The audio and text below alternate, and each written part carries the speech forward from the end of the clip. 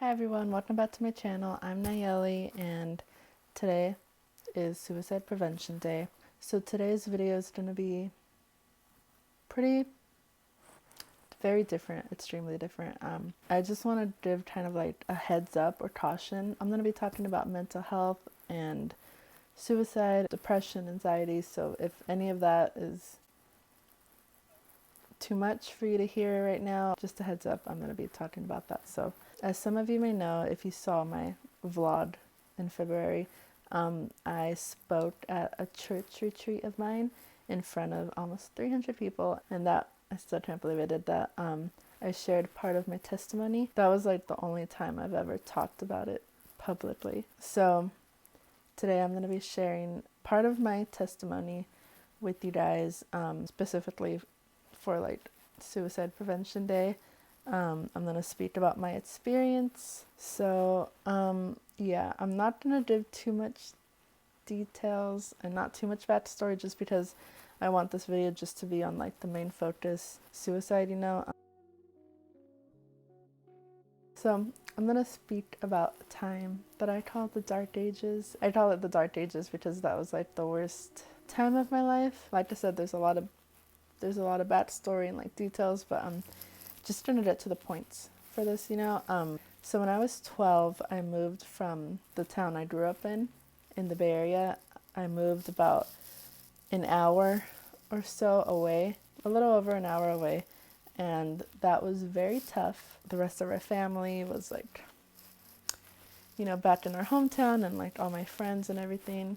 So yeah, it was just very tough on all of us. So we moved when I was 12, and my parents put my brother Manuel and I in homeschool. Our youngest brother was still too young to go to school. That was a very different, a very big transition from elementary, from public elementary school, and I was going into junior high.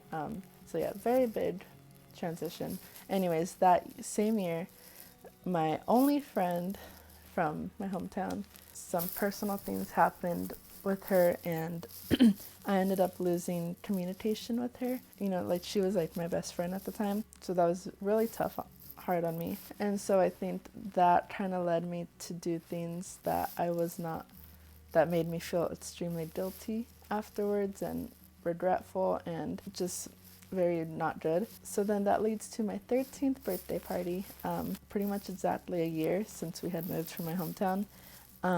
I've had anxiety like all of my life, as long as I can remember, but like at that time I had never really had a panic attack or anxiety bursts or whatever. What better time to have my first panic attack of a sort or anxiety burst, whatever, than on your birthday, at your birthday party, while everyone is singing happy birthday to you. What better time? What better time? So everyone is singing happy birthday to me, and I remember like starting to feel like this lump in my throat, like I was about to burst into tears. And I just started feeling so overwhelmed, and everyone was singing, and obviously staring at me. And I was like, okay, I just have to hold it in until I blow out my candles, and I could like run out of here.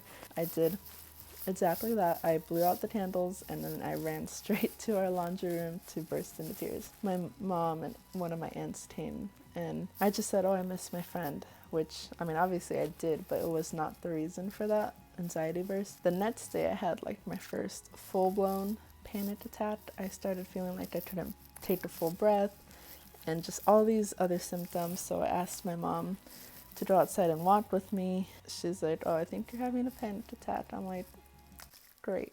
I had a panic attack, I would say, every day for like the next week or two. It got very bad. After like a month or so, it started to get better. I wasn't really having panic attacks anymore. I mean, obviously I still had anxiety, but like the panic attacks were going away. So then as I started to get somewhat better, my mom got depression, like very bad depression.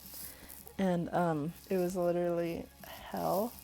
It was horrible. 24/7 I was with her, like through all her episodes, and like, crying and everything. It was just very hard. And it was just very traumatic. So throughout that time of her depression, I became a pro at hiding my feelings and hiding how I felt and just I'm a pro at lying to people and saying I was okay when I was not okay. I was obviously scared and everything, and it was just very traumatic and everything, but I was just holding all my feelings inside. And plus, I was never fully healed or better from like my previous anxiety before she got depression, so I was just holding so much in. So slowly she started becoming a little better, but as she got better, I got worse. I became very numb and depressed from holding everything in, and I just felt very alone and also like a burden because I knew I couldn't talk to my mom about how I was feeling because, you know, she was dealing with her own stuff and I didn't want to bother anyone else because, you know, we were all dealing with my mom and taking care of her and focusing on her, which was needed, you know, which I don't blame them, you know, like she really needed the help, you know, so like it was my fault for not still talking to someone, but I just felt like, no, I can't tell anyone how I'm feeling, you know, it's not important right now. I just felt very lonely and like a burden and just sick of everything, everyone, and tired of everything. So then one day, a random thought came into my head. And the thought was, you know, it'd probably be better if I wasn't here. Then that one random thought, slowly started turning into a bunch of other thoughts. Like, maybe it would be better if I wasn't here. Or, wow, it'd be so much better for my parents if I wasn't here. Or so many, it turned into a lot of thoughts. And then slowly those thoughts turned into plans. And I started thinking, okay, yeah, I'm going to do this. I'm going to kill myself. Which, wow, I've never said that out loud, I started planning ways to do it and how I would do it. Like, I started thinking of ways and thinking, okay, if I do this, you know, this, or I got down to like, okay, what time would I do it? I got very deep down to the planning aspect of it, and yeah, it was very bad. I was really planning all the details about it. I even started thinking, you know, like, okay, like, who would I, like, specifically, what I remember, like, so I have this doll that was given to me when I was maybe not even one yet. I've had this doll my whole life, and I specifically remember thinking, okay, her name's Jocelyn. I specifically remember thinking, okay, who would I give Jocelyn to when, you know, like, who would I leave Jocelyn with? Like, I was planning, like, okay, who would I give what?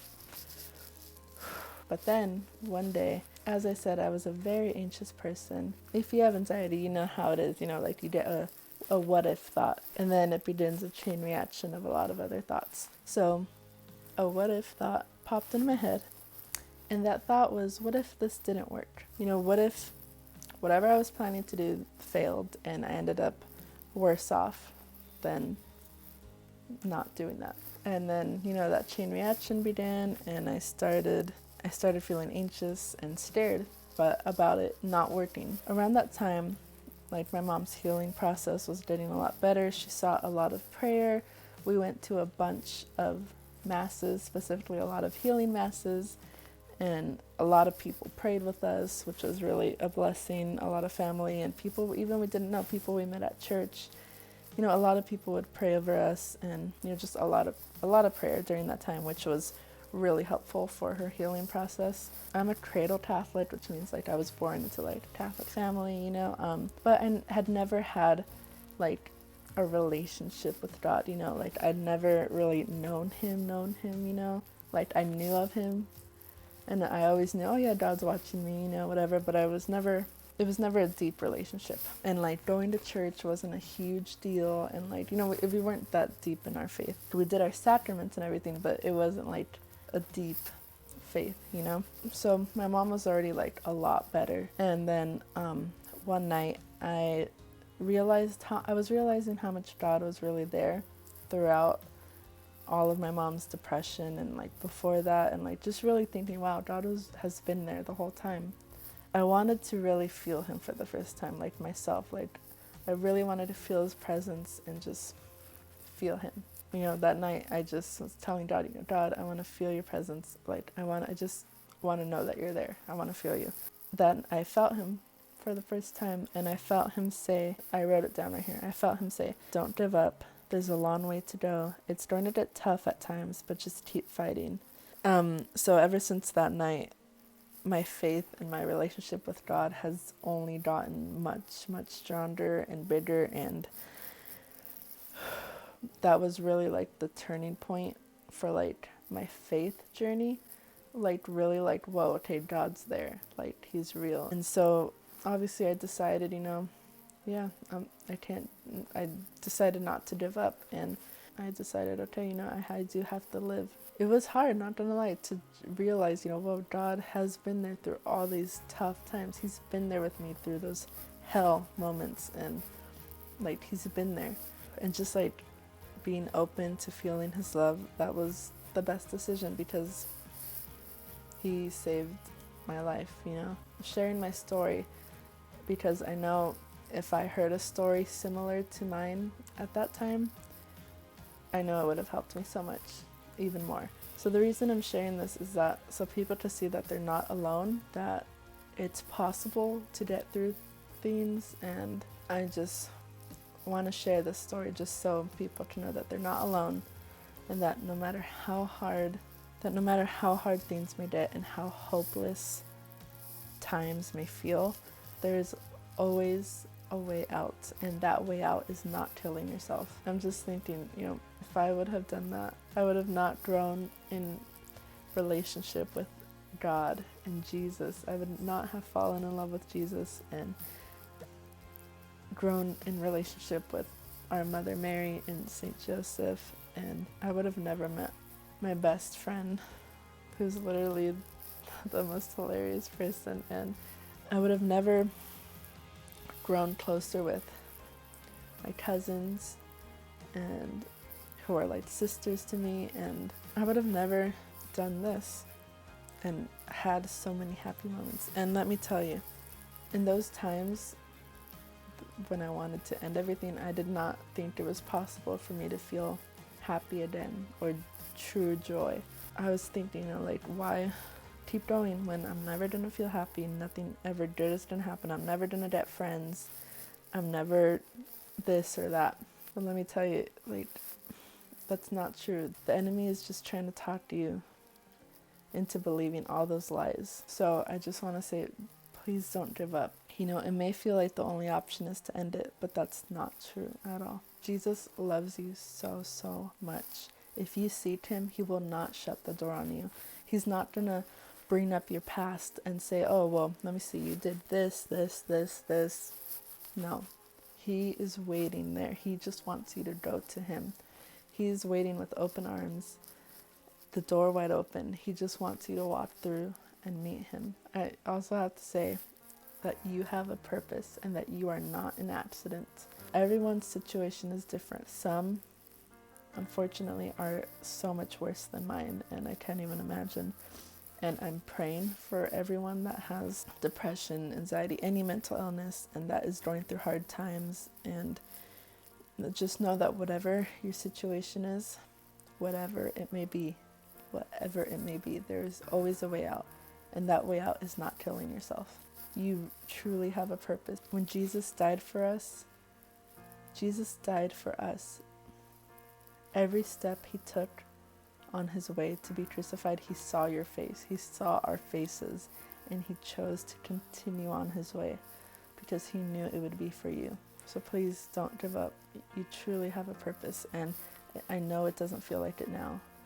It feels hopeless, it feels dark, and like no point.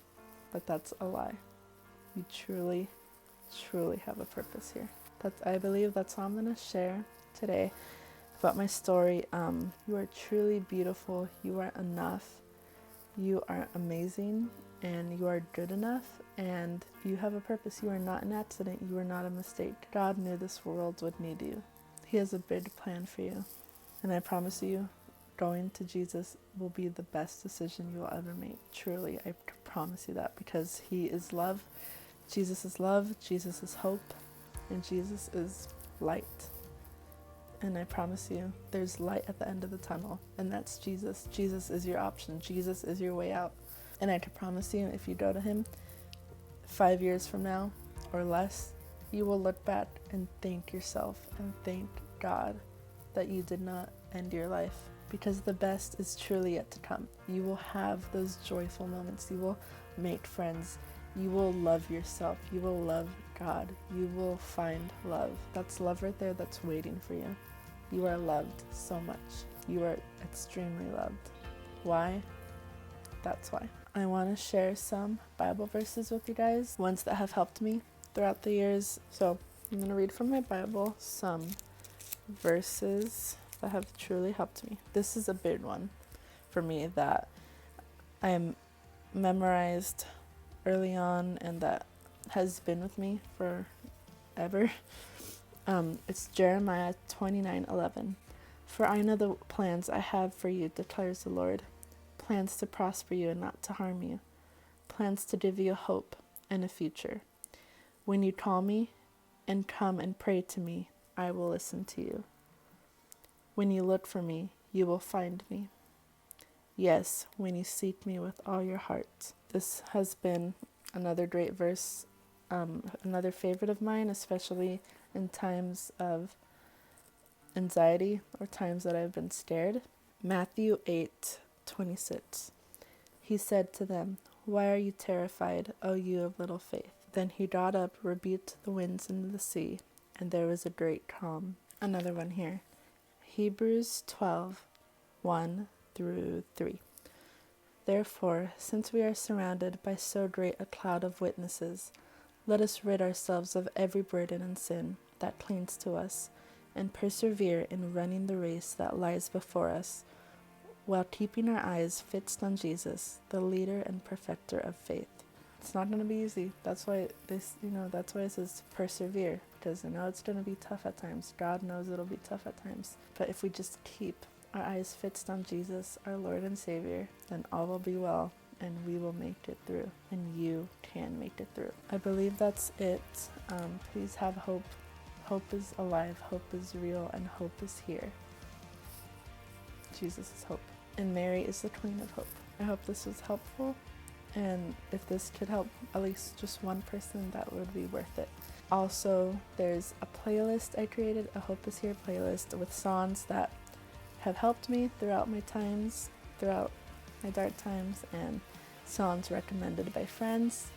So I put them on a playlist. The link will be in the description box, as well a lot of other resources and everything. And let me just say, also counseling also really helped me. Obviously prayer, seeking God, that was like number one, and as well as seeking some professional help, that really helped me to just get things off my chest and learn to open up. And I'm still working on opening up, it's a process, but hey, it's all good. As well as, find things that bring you joy and do them. And I know it can be scary at times. Maybe there's a passion you want to do, but you're scared or don't think you're good enough. Let me tell you, you're good enough. And there's nothing to wait for. When we moved from our hometown, I discovered a love for making videos and editing videos, and I had a channel with my two brothers, and as well as some cousins. I would film them and do short films or dance videos, and that was really fun. And I also found my love for writing and creating stories throughout all that time. So even though it was the dark ages, a lot of good came out of it. I always had wanted to make a YouTube channel of myself, and I was like, I'll never do that, or at least not now. No, I'm not good enough for that, to have my own YouTube channel. And it's scary, definitely at times. Still, never let fear stop you from doing what makes you happy, accomplishing your dream and your passion. And just like that quote from Cinderella's story, never let the fear of striking out keep you from playing the game, which is so true. So yeah, all the resources and everything will be in the description box, and God bless you guys so much. You guys are beautiful, you are worthy, you are loved, and hope is here. You guys are amazing and beautiful, and I know you got this. You are strong, and you are amazing. Thank you guys for being here, and if you stayed this long, appreciate it. I pray you guys have a very blessed and beautiful day, week, and I'll see you in my next video. God bless.